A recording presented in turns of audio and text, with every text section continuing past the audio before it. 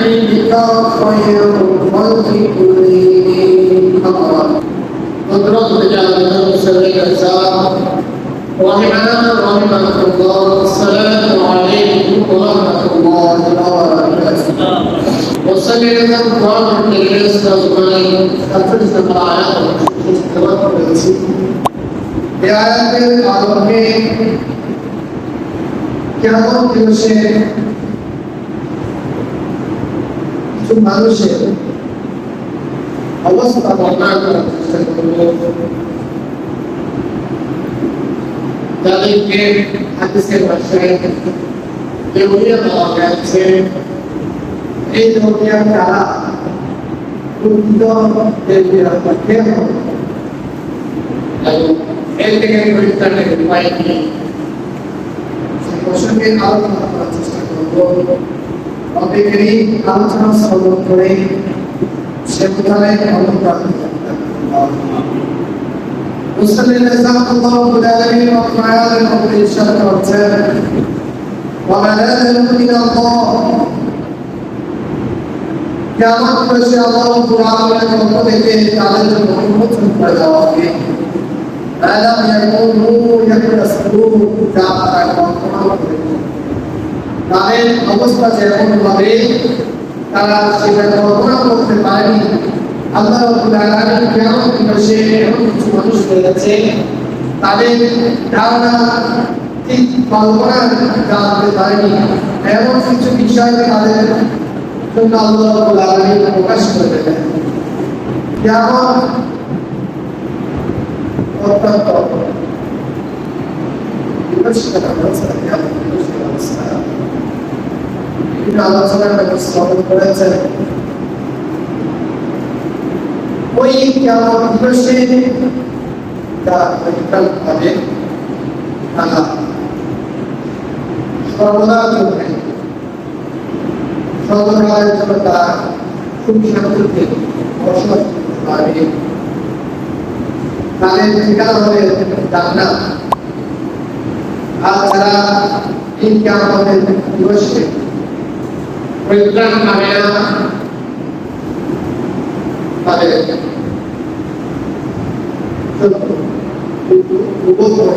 জীবনের যাত্রা। রাসূল কারীম সাল্লাল্লাহু তাআলা আলাইহি ওয়াসাল্লাম হাদিস শরীফের মধ্যে এই বিষয়ে ঘোষণা দিয়েছেন। আমাদের কিছু কাজ করা রয়েছে, যে কাজগুলো সম্পর্কে আমরা খুবই উদাসীন। আমরা আমাদের অজান্তে এমন কিছু কাজ করে বসি যা যদিও আমরা জানি যে এটা অপরাধ, কিন্তু যখন আমরা করি করার পর আমরা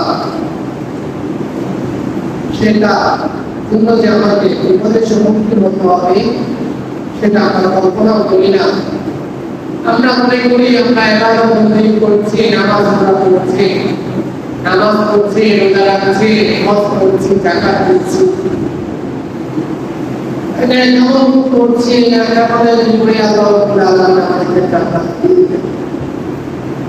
এটা আমরা ধারণা করি, আমরা এই বিশ্বাস স্থাপন করি, বড় করি। আমরা আমাদের চাল চলন কাজ কারবারের মাধ্যমে এমন কিছু বিষয় করে বসি যেটা আমরা যে অপরাধ করছি সেই সেন্স আমাদের থাকে না। এমন কিছু অপরাধের সাথে আমরা জড়িত হয়ে যায় যে অপরাধ করার কারণে আমাদের ইবাদত সময় নিঃশেষ হয়ে যায়, আমরা কল্পনা করতে পারি না। এই প্রসঙ্গে হযরতে প্রখ্যাত সাহাবী রাসূল হযরতে আবু হুরায়রা রাদিয়াল্লাহু তাআলা আনহু বর্ণনা করছেন, রাসূল কারীম সাল্লাল্লাহু তাআলা আলাইহি ওয়াসাল্লাম একদা সাহাবায়ে কেরামের সম্বোধন করে বলছেন, হে আমার সাহাবায়ে কেরাম, তোমরা কি জানো মুফলিসকে দেউলিয়াকে তোমরা কি জানো? রাসূলের সাহাবায়ে কেরাম রাসূলের পছন্দ সাথে সাথে সাহাবায়ে কেরাম রাসূলের কল আল মুফলিসু ফিল্লাযিনা আলাউলা সাহাবায়ে কেরাম রাসূলের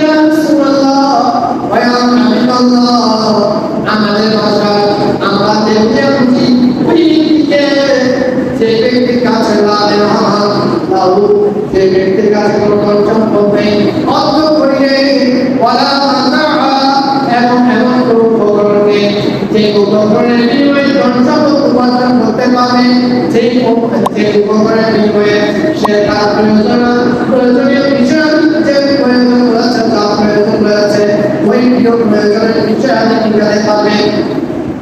রাসূল বলেন, গ্রামাসামিকা তোমরা যেটা মনে করেছ অধ্যপক্ষে মুখনাস প্রকৃতপক্ষে কেউনা সে ব্যক্তি নয়, যে ব্যক্তির কাছে পাঁচশো টাকা পয়সা নেই, ওই ব্যক্তি দেউলিয়া নয়, বরং দেউলিয়া হচ্ছে ব্যক্তি। রাসূল বলছেন দেউলিয়া হচ্ছে ইন্নাল মুফলিসা মিন উম্মতি ইয়াউমাল কিয়ামাহ বিসসালাতি ওয়া সিয়ামি ওয়া যাকাতি ওয়া ইয়াতি قد شتم هذا وظلم هذا وأكل مال هذا وسفك دم هذا وضرب هذا রাসূল বলছেন আমার সামনেটা তোমরা শুনে রাখো মুক্তাসাসের দেওয়া আছে ওই ব্যক্তি যে ব্যক্তি কিয়ামতের ময়দানে উপস্থিত হবে, তার আমলনামার মধ্যে বান্দা আমলনামার মধ্যে নেক বান্দা সমৃদ্ধ হবে, আমলের মধ্যে দেখানো হলে বান্দা বড় হবে, তার নামাজের মধ্যে থাকবে না। ওই ব্যক্তি কেমন দিবসে আসবে, কেমন অবস্থায় উপস্থিত হবে, তার আমলনামার মধ্যে নামাজ থাকবে, তার আমলনামার মধ্যে রোজা থাকবে, তার আমলনামার মধ্যে যাকাত থাকবে, কিন্তু সে ব্যক্তি পাঁচ ওয়াক্ত নামাজ মসজিদের মধ্যে পড়েছে, মসজিদ আযান দেওয়ার সাথে সাথে মসজিদের মধ্যে নামাজ আদায় করেছে, আর আল্লাহ রাব্বুল আলামিন তার উপর রোজা ফরজ করেছে, রমজানের রোজা ফরজ করেছে, ওই রমজানের রোজা যথাযথভাবে আদায় করেছে, আল্লাহ রাব্বুল আলামিন যেভাবে আদায় করতে বলেছে সেভাবে আদায় করেছে, রমজানের রোজা আদায় করেছে, আল্লাহ রাব্বুল আলামিন তাকে সম্পদ ছাড় করেছে, সে যাকাত আদায় করেছে যথাযথভাবে। এভাবে সে যত নেক আমল রয়েছে ওই প্রত্যেক নেক আমলগুলো সে করেছে, এভাবে তার নেকের বান্দা বুঝাই করেছে, নেকের পাল্লা ভারী করেছে, তবে ওই বান্দা নেক আমল করেছে ঠিক, এই নেক আমলের পাশাপাশি সে এমন কিছু অপরাধ করেছে। রাসূল বলছেন যে ব্যক্তি ফল সাতামা হাদা, সেই জীবন বাঁচায়, তার চলাফেরা উল্টা বাঁচায়, মানুষদের সাথে মন্দ ব্যবহার করত, মানুষদেরকে গালাগালি করত, গালমন্দ করত, আর কোন মানুষকে আর কোন মানুষকে নিশ্চিত হওয়া দিত, কোন মানুষের ব্যাপারে মিথ্যা অপবাদ দিত, তাকে তার ব্যাপারে কোন মানুষের ব্যাপারে কোন মুসলমান ভাইয়ের ব্যাপারে সে বন্ধ মানুষের মাঝে মন্দ ছড়িয়ে ফেলত, সে মিথ্যা অপবাদ দিত, আর সে ওয়াকালা মাল হাদা, আর আল্লাহ রাব্বুল আলামিন তাকে যে রিজিক দিয়েছে, যে নিয়ামত দিয়েছে, সেটা খুশি সন্তুষ্ট নয়, বরং সে মানুষের সম্পদ অন্যায়ভাবে লুণ্ঠন করেছে, মানুষের সম্পদ সে জবরদস্তি দখল করেছে, সে মানুষের সম্পদ আত্মসাৎ করেছে অন্যায়ভাবে। আর অন্যায়ভাবে সে রক্তপাত করিয়াছে, অন্যায়ভাবে মানুষের উপর মানুষের রক্তপাত করেছে, অন্যায়ভাবে হত্যা তার কাণ্ডের মধ্যে জড়িত হয়েছে। আর অন্যায়ভাবে মানুষকে মেরেছে, আইন নিজের হাতে তুলে নিয়েছে, আইনের অপব্যবহার করেছে, এভাবে সে ইবাদত করেছে ঠিক, পাশাপাশি অপকর্মগুলো সে বাদ দেয়নি। এমন অপকর্ম যেগুলোকে বলা হয় হক পরিবার, বান্দার হক নষ্ট করেছে, ওই বান্দার হক নষ্ট করার পর ওই বান্দা যে বান্দা আল্লাহর ইবাদত করছে, পাশাপাশি অপর মুসলিম ভাইয়ের অপর মুসলমানের অপর বান্দার হক নষ্ট করেছে, ওই বান্দা যখন আল্লাহর কাছে ইস্তেগফার করতে গেল, আল্লাহ রাব্বুল আলামিন ওই বান্দাকে ক্ষমা করবেন না যতক্ষণ ওই বান্দা অপর মানুষের অপর মুসলমান অপর ভাইয়ের হক নষ্ট করেছে। আল্লাহ রাব্বুল আলামিন ওই ব্যক্তি মাফ করার পর্যন্ত আল্লাহ রাব্বুল আলামিন ব্যক্তি ক্ষমা করবেন না। এই জন্য রাসূল বলছেন কিয়ামত দিবসে ওই ব্যক্তির চেয়ে হতভাগা, ওই ব্যক্তির চেয়ে নিঃস্ব, ওই ব্যক্তির চেয়ে দেউলিয়া কেউ হতে পারে না। যে ব্যক্তি নামাজ রোজা নেক আমলের ভান্ডার ছিল, নেক আমলের ভান্ডারের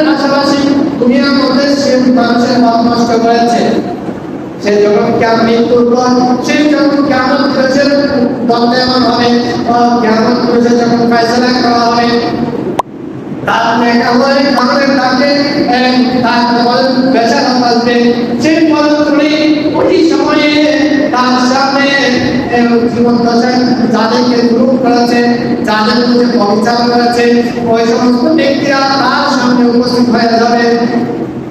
তার সামনে উপস্থিত হওয়ার সাথে সাথে দুনিয়ার মধ্যে যদি থাকতো, দুনিয়ার মধ্যে কারো সম্পদ লুণ্ঠন করে থাকে, দুনিয়ার টাকা পয়সা দিয়ে সেটা মিটিয়ে দেওয়া যায়, কিন্তু যখন মৃত্যুবরণ করবে মানুষ, মৃত্যুবরণ করার সাথে সাথে মানুষের অর্থ করি তা সে কামাই করেছে, সকল অর্থ করি সে দুনিয়ার মধ্যে রেখে চলে গিয়েছে। যদিও সে লাখ লাখ কোটি টাকা ইনকাম করেছে, যে মাত্র সে খবর বেঁচে গিয়েছে, সেই শূন্য হাতে খবরের মধ্যে গিয়েছে, সেখানে সেখানে সে যে আত্মসাৎ করেছে সেটার বিনিময় দেওয়া কোনো উপায় নেই, একমাত্র উপায় আছে রাসূল বলেছেন ওই ব্যক্তি যখন কিয়ামত দিবসে তার ফয়সালা চূড়ান্ত হয়ে যাবে, তার নেকামলের ভান্ডার দেখবে, দেখার সাথে সাথে আমরা হাদিসের মধ্যে রয়েছে সে ব্যক্তি মনে করবে না, সে ব্যক্তি মনে করবে আমি সফল হয়ে গিয়েছি, আমি জান্নাতে চলে যেতে পারবো, আমি সফল কাম হয়েছি। পরক্ষণে ওই ব্যক্তির সামনে ওই ব্যক্তি দাঁড়িয়ে যাবে যে ব্যক্তি সে জীবন দশায় গালমন্দ করেছিল, গালমন্দ করার মাধ্যমে তার মানিক হানি করেছে, তার মান সম্মান হানি করার কারণে তার হক নষ্ট করেছে। কাল কিয়ামতের ময়দানে আল্লাহ কুদরতি মুকদ্দমার মধ্যে কুদরতি উঠে পড়তে ওই বান্দার পক্ষ থেকে আদেশ করা হবে, এই আল্লাহ এই বান্দা জীবন দশায় আমার মানহানি করেছে, আমাকে গালমন্দ করেছে, আমি এর বিচার চাই। তখন তাকে বলা হবে তার হক নষ্ট করার কারণে তাকে তার জরিমানা দেওয়ার জন্য। তখন সে বলবে আমার লেখা দক্ষ বই নেই, আমি যে জরিমানা দেব। তখন বলা হবে তোমার যে নেকামল রয়েছে ওই নেকামল থেকে তাকে দিয়ে দাও। এখন তাকে কেমন দেবে? দুনিয়াতে আপনি কাউকে 10 টাকা পেয়ে ফেলেছেন, তাকে 10 টাকা দিয়ে দিলে হয়ে যাবে, কিন্তু কেমন কি বলছে যে বান্দা আপনি হক নষ্ট করেছেন, যে বান্দাকে আপনি গালমন্দ করেছেন, ওই বান্দা যতক্ষণ পর্যন্ত সন্তুষ্ট হবে না ততক্ষণ পর্যন্ত আমার নেকামল তাকে নেকামল থেকে দিয়ে দিতে হবে।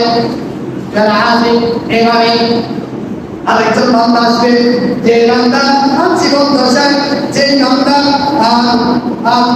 মিথ্যা অপবাদ দেওয়া হয়েছিল, ওই বান্দা জীবন দশায় যে বান্দা ব্যাপারে মিথ্যা অপবাদ দিয়েছে, যে মুসলমানের ব্যাপারে মিথ্যা অপবাদ দিয়েছে, ওই ব্যক্তি উপস্থিত হবে।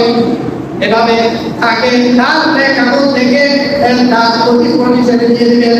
এভাবে সে যে অন্যের সম্পদ লুণ্ঠন করেছে, জবরদস্তি করেছে, ক্ষমতার অপব্যবহার করেছে, অন্যের জায়গা ভোগ করেছে, অন্য জায়গা দখল করেছে, অন্যের সম্পদ দখল করেছে অন্যায়ভাবে, এভাবে ওই ব্যক্তি তার সামনে কিয়ামতের ময়দানে উপস্থিত হয়ে যাবে। ওই ব্যক্তি আল্লাহর দরবারে আল্লাহর চোখের মধ্যে সেই ব্যক্তি আপত্তি জানাবে, আল্লাহ পেশ করবে, হে রব্বে কারীম, আমার দুনিয়ার মধ্যে এই ব্যক্তি আমার সম্পদ নষ্ট করেছে, আমার সম্পদ অন্যায়ভাবে দখল করেছে। আল্লাহ রাব্বুল আলামিনের পক্ষ থেকে অনুরূপভাবে সিদ্ধান্ত দেওয়া হবে যে তুমি তার প্রতিফল দিয়ে দাও। ওই ব্যক্তি তার নেকামল থেকে তাকে দিয়ে দেবে, যতক্ষণ না ততক্ষণ পর্যন্ত দিতে থাকবে, যতক্ষণ না ওই ব্যক্তি সন্তুষ্ট হবে।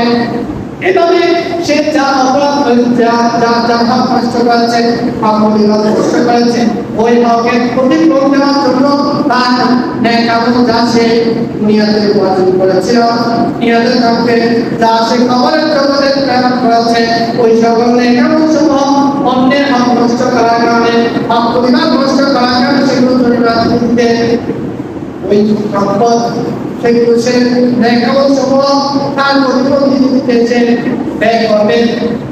যখন দেখা যাবে তার নেকামলের ভান্ডার, যে ভান্ডার ভরা ছিল, ভর্তি ছিল, ওই নেকামলের ভান্ডার শূন্য হয়ে গিয়েছে, দেখা যাচ্ছে এরপর যাদের হক নষ্ট করেছে তাদের সিরিয়াল শেষ হয় নাই, 5-10 সে 5 জনেরকে বিদায় করেছে, লম্বা সিরিয়াল তাও দেখা যাচ্ছে, কিন্তু তার আমল নামার মধ্যে নেকামল আর নাই।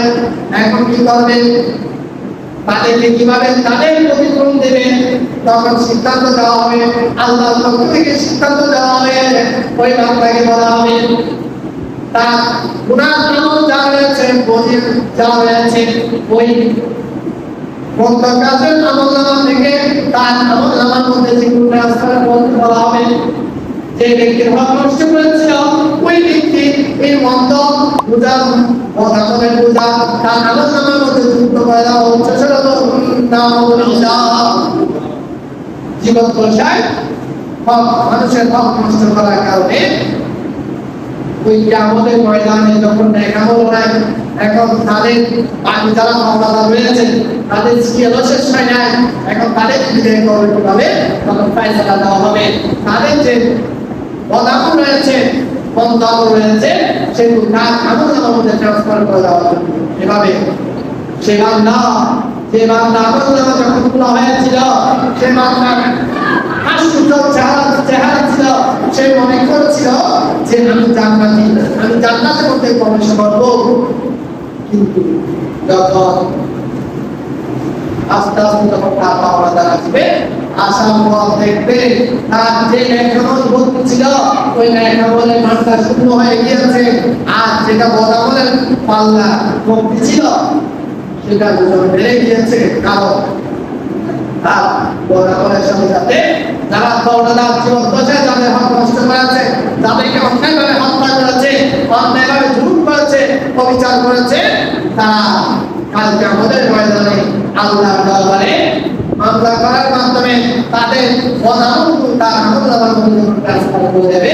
ওই বান্দা যে হাস্যজ্জ্বল চেহারা ছিল, সে নিজে মনে করেছিল জান্নাতি, সে তখন ঠিকানা হয়ে যাবে জাহান্নাম, সেই জাহান্নামের শাস্তি ভোগ করা তার জন্য নির্ধারিত হয়ে যাবে। এই জন্য রাসূল করিম সাল্লাল্লাহু আলাইহি ওয়াসাল্লাম হাদিসের মধ্যে বলছেন, বান্দা কিয়ামত দিবসে যখন বান্দার আমলনামা খুলে দেওয়া হবে, তখন কিছু বান্দা রয়েছে এমন বান্দা যে বান্দার আমলনামা খুলে দেওয়ার সাথে সাথে ওই বান্দা সে দেখবে যে তার আমলনামা নেকির পাল্লা ভারী হয়ে গিয়েছে, সে সকল কাজ সে উৎফুল্ল করে থাকবে, কিন্তু সুকমের মধ্যে দেখা যাবে তার অত্যাচারী ব্যক্তি যারা মজলুম, যাদের উপর সে জুলুম করেছিল জীবন দশায়, তারা আল্লাহর দরবারের মধ্যে তারা আসতে থাকবে, এবং যখন তাদেরকে তাদের জরিমানা তাদেরকে যখন তার নেকামুশ দিয়ে দেবে এবং তাদের অকামগুলো যখন তার আমলনামার মধ্যে যোগ করে দেওয়া হবে, তার জন্য কোনো আসমান কোনো বাকি থাকবে না। তাহলে এবং তাদের বদামলগুলো তার আমলনামার সাথে যুক্ত করে দেওয়া হবে। এরপর ফয়সালা দেওয়া হবে যে রাসূল বলেন ওই ব্যক্তিকে জাহান্নামের মধ্যে নিক্ষেপ করে দেওয়া হবে। যে ব্যক্তি জান্নাতে ছিল কিছুক্ষণ আগেও, সেই ব্যক্তি জাহান্নামী হিসেবে সিদ্ধান্ত দেওয়া হবে। এই জন্য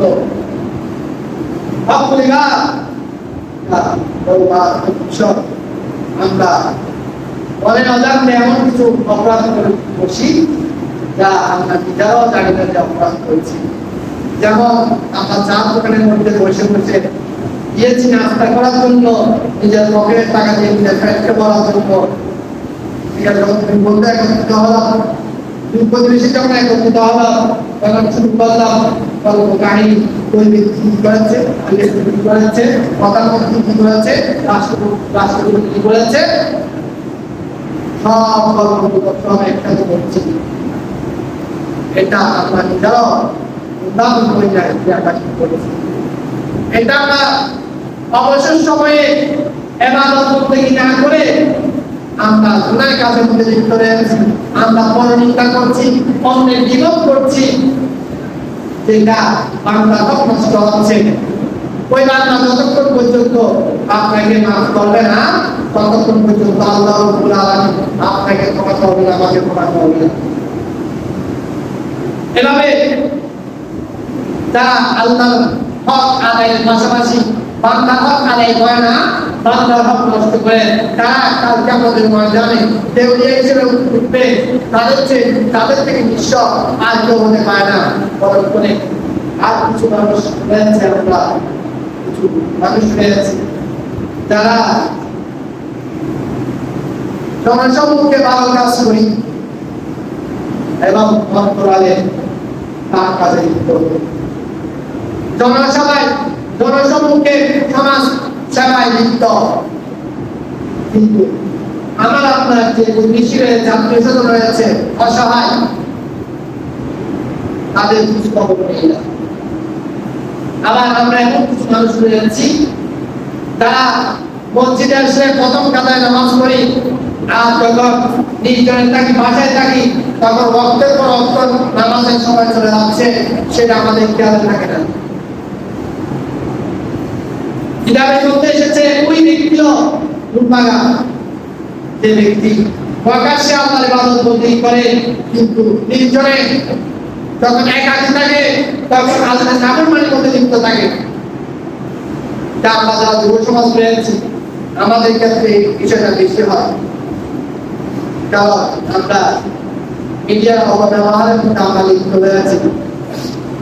যে মাত্র আমরা একাকী বাসায় থাকি, নির্জনে নিজের স্মার্টফোন হাতে রয়েছে, সেই সময় আমাদেরকে শয়তান বিভ্রান্ত করে, প্রতারিত করে, শয়তান আমাদেরকে ধোঁকা দেয়। তখন আমরা আমাদের স্মার্টফোনকে অপব্যবহার করি বা ভূতের মতো লিপ্ত হয়ে যায়। যখন কেউ দেখছে না, নির্জন, ওই সময় মোবাইলের মধ্যে ব্যস্ত হয়ে আছি, যে এদিকে এশারের আযান হয়ে গিয়েছে, খবর নেই। কোন সময় এশারের সময় চলে গিয়েছে বলতে পারি না, রাত দেরি করে ঘুমাচ্ছি, রাতে 2টা-3টা বাজার পরও স্মার্টফোন রাখতে পারি নাই। মিডিয়ার অপব্যবহারের কারণে সকালবেলা ঘুম থেকে উঠতে দেরি হয়ে গিয়েছে। এই সমস্ত বান্দা যারা প্রকাশ্যে আল্লাহর ইবাদত বন্দেগী করে কিন্তু গোপনে আল্লাহর নাফরমানির মধ্যে লিপ্ত হয়, ওই সমস্ত বান্দা কাল কিয়ামতের ময়দানে বিপদের সম্মুখীন হবে। এই জন্য কোরআন শরীফের মধ্যে রয়েছে, কিতাবের মধ্যে এসেছে, আল্লাহর কাছে সবচেয়ে সম্মানিত ব্যক্তি হচ্ছে ওই ব্যক্তি যার কাছে তাকওয়া পরহেজগারি রয়েছে, খুদাবিদ রয়েছে। খুদাবিদ এটা হচ্ছে প্রকাশ্যে জনসম্মুখে যেভাবে অপরাধ করতে ভয় করে, অনুরূপভাবে নির্জনেও অপরাধ করতে ভয় করা, তার মধ্যে এই বিষয়টা ফিরিস্তা থাকবে মনে করতে তার কাছে খুদাবিদ রয়েছে। আর যারা প্রকাশ্যে আল্লাহর ইবাদত বন্দেগীর মধ্যে আমরা লিপ্ত রয়েছি এবং অপ্রকাশ্যে যখন থাকি তখন আল্লাহর ইবাদতের জন্য আমরা তৎপর থাকি না, ওই সমস্ত বান্দাদের জন্য দুর্ভোগ রয়েছে। এই জন্য আল্লাহ রাব্বুল আলামিন বলছেন আয়াতের মধ্যে সূরা কাহফের 7 নম্বর আয়াতের মধ্যে আল্লাহ রাব্বুল আলামিন বলছেন, লা তা'তাযিরু ইয়াওমা ইন্নামা তুজজাউনা মা কুনতুম তা'মালুন। কিয়ামত দিবসে কারো অজুহাত গ্রহণ করা হবে না। নিশ্চয় প্রত্যেককে প্রতিদান দেওয়া হবে। তোমরা যা আমল করতে তোমাদের আমল অনুযায়ী তোমাদেরকে প্রতিদান দেওয়া হবে। যার যে আমল করবে সে আমলের প্রতিফল তাকে ভোগ করতে হবে। এর থেকে পরিত্রাণের উপায় কি? রাসূল করিম সাল্লাল্লাহু আলাইহি ওয়াসাল্লাম হাদিস শরীফের মধ্যে ঘোষণা দিয়েছেন, বান্দা যখন কোনো বান্দা হক নষ্ট করবে তখন তার করণীয় কি? রাসূল করিম সাল্লাল্লাহু আলাইহি ওয়াসাল্লাম হাদিস শরীফের মধ্যে ইরশাদ করেছেন, মান কানা ইনদাহু মাসলামাতুন লিআখিহি মিন ইলমিহি ওয়া মিন শাইইন ফালিয়াতাহাল্লাল মিনহু ইয়াওম। যে ব্যক্তি তার অপর মুসলমান ভাইয়ের সাথে লেনদেন ছিল, অপর মুসলমান ভাইয়ের ইজ্জত সম্মান নষ্ট করেছে, সম্পদ অন্যায়ভাবে লুণ্ঠন করেছে, জায়গা জমি দখল করেছে অন্যায়ভাবে, ওই বান্দা যেন মৃত্যু আসার পূর্বে আজকের দিবসে যেন তার ওই বান্দার সাথে ওই ভাইয়ের সাথে যেন সমাধান করে নেই, সুলহ করে নেই, সন্ধি করে নেই, তার সাথে নিজের অপরাধ স্বীকার করে তার সাথে যেভাবে হোক তার থেকে এই বিষয়ে যেন সে যেন এই বিষয়টা যেন চূড়ান্ত করে ফেলে, নিষ্পত্তি করে ফেলে কবলা আল্লাহ ইয়াকুনা দিনাম ওয়ালা দিরহাম। ওই দিবসের পূর্বে যখন তার কাছে কোনো দিনাম থাকবে না, দিরহাম থাকবে না, স্বর্ণ রূপা থাকবে না, ইন কানা লাহু আমালুন সালিহুন, যদি ওই ব্যক্তি সে সময়ে নেক আমল থাকে, সৎ কাজ করে থাকে দুনিয়ার মধ্যে, উখিযা মিনহু, তার থেকে ওই দিন সেই নেক আমলগুলো নিয়ে ফেলা হবে, গ্রাস করে নেওয়া হবে এবং সে যে অপর ভাইয়ের প্রতি অবিচার করেছে, জুলুম করেছে, অত্যাচার করেছে, সেই অত্যাচার করার কারণে তার থেকে তার ওই নেক আমলগুলো নিয়ে নেওয়া হবে সে পরিমাণ। ওয়াইলাম ইয়াকুন লাহু হাসানাতুন, আর যদি তার কাছে কোনো নেক আমল না থাকে, উখিযা মিন সাইয়্যাতি সাহিবিহি, ওই ব্যক্তি যার প্রতি অবিচার করেছে, অন্যায় করেছে, তার ওই আমলগুলো, তার বদ্ধ আমল যেগুলো ছিল সেগুলো তার ওই বদ্ধ আমলকারী থেকে নিয়ে নেওয়া হবে, এবং ওই ব্যক্তির উপর ওই ব্যক্তির আমলনামার মধ্যে এলাকা করে দেওয়া হবে, যোগ করে দেওয়া হবে, সংশোধন করে দেওয়া হবে, যে ব্যক্তি অপর ভাইয়ের, অপর মুসলমানের হক নষ্ট করেছে, অপর মুসলমানের প্রতি অবিচার করেছে। তাহলে আমাদের করণীয় হচ্ছে আমরা যে মুহূর্তে চেষ্টা করতে হবে সর্বদা আল্লাহর কাছে প্রার্থনা করতে হবে, আল্লাহ আমরা যেন তোমার হক আদায় করতে পারি এবং বান্দার হক যেন আদায় করতে পারি, আমাদের উপর আপনি যে দায়িত্ব দিয়েছেন সেই দায়িত্ব যেন যথাযথভাবে আদায় করতে পারি, কারো হক যেন নষ্ট না করি, এই জন্য আল্লাহর কাছে প্রার্থনা করতে হবে।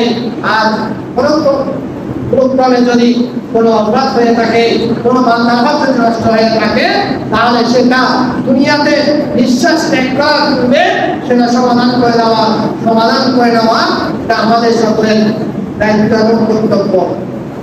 অথবা কালকে আমাদের ময়দানে আমার আপনার যতই নেক আমল থাকুক না কেন, সেই নেক আমলগুলো মিনিটের মধ্যে, মুহূর্তের মধ্যে সেগুলো পাহাড় পরিমাণ নেক আমল ছিল, কিন্তু ওই পাহাড় পরিমাণ নেক আমল সেটা মুহূর্তের মধ্যে শেষ হয়ে যাবে। কারণ দুনিয়ার মধ্যে 1 টাকার বিনিময়ে আপনি 1 টাকা দিলে ক্ষতিপূরণ আদায় হয়ে যাবে, কিন্তু ইন্তেকালের পর আপনি যখন বন্ধ করবেন, দুনিয়ার মধ্যে আপনার লাখ টাকা থাকলো, ওই লাখ টাকা আর আপনার না।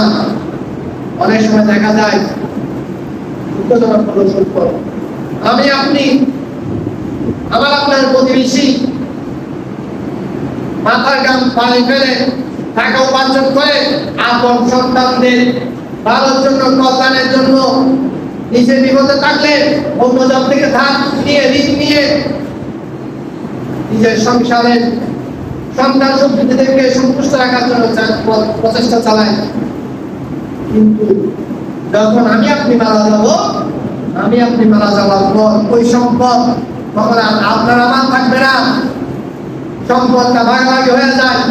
পত্রিকার মধ্যে এসেছে, অনেক সময় দেখা যায় যাদের অঢল সম্পত্তি হয়েছে, ইন্তেকালের পর ওই ব্যক্তি দাফন কাফনের পূর্বে ওয়ারিসরা, যারা উত্তরাধিকার সন্তান সন্ততি রয়েছে, ছেলে মেয়ে রয়েছে, তাদের মধ্যে তারা মজলিস বসে, তারা পরস্পরের মধ্যে সমাধান করার জন্য বসে যায়। ওদিকে বাবা লাশ রয়েছে, লাশ এখনো দাফন করে নাই, দাফন করার পূর্বে ভাই বোনের মধ্যে, ছেলে মেয়ের মধ্যে ঝগড়া বিরোধ হয়ে যায়, কার সম্পত্তিকে কতটুকু পাবে, তাদের মধ্যে দর কষাকষি চলে। এমনকি দেখা গিয়েছে এই দর কষাকষি করতে গিয়ে হাঙ্গামা হয়ে গিয়েছে। হাঙ্গামা শুরু হওয়ার পর ওই হাঙ্গামা সমাধান করার জন্য পার্শ্ববর্তী এলাকা থেকে পুলিশ আসতে হয়েছে।